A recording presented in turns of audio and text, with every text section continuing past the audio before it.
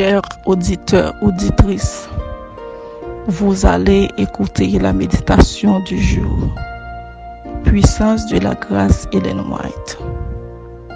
Dieu fait homme, 6 février. Voici, la Vierge sera enceinte.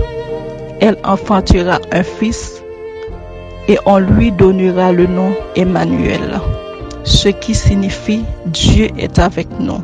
Matthieu 1er, verset 23. Dès les jours de l'éternité, le Seigneur Jésus-Christ était un avec le Père. Il était l'image de Dieu, l'image de sa grandeur et de sa majesté. Le rayonnement de sa gloire, c'est pour manifester cette gloire qui est venue en ce monde, sur une terre obscurcie par le péché. Il est venu révéler la lumière de l'amour de Dieu. Il a été Dieu est avec nous. Notre petit monde est le livre de texte de l'univers, le merveilleux dessein de sa grâce de Dieu, le mystère de son amour rédempteur. Voilà le thème sur lequel les anges voudraient se pencher et qui sera le sujet de leur méditation à travers les âges sans fin. Les rachetés et avec eux les êtres qui n'ont pas péché trouveront dans la croix du Christ leur science et leur chant. On verra que la gloire qui resplendit sur la face du Christ, c'est la gloire de l'amour qui se sacrifie.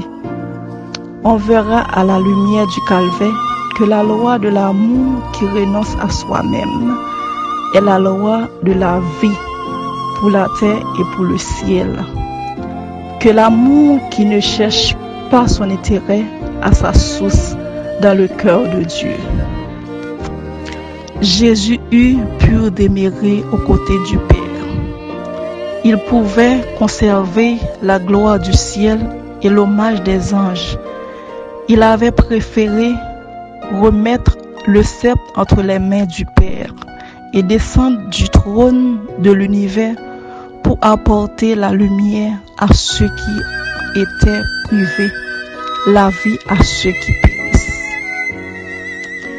Le Dieu tout compatissant enveloppera sa gloire dans cette humble représentation, le buisson ardente, pour que Moïse put regarder et vivre.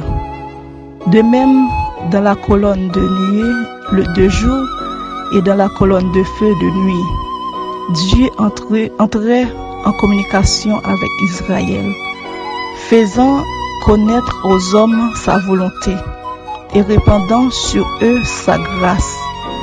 La gloire de Dieu était adoucie, sa majesté voilée, afin que les faibles yeux d'être infini puissent les contempler. C'est ainsi que le Christ allait venir semblable aux hommes pour transformer notre corps avili. Éphésiens 3, verset 21. Il n'avait aucune beauté qui pût le recommander aux yeux des hommes.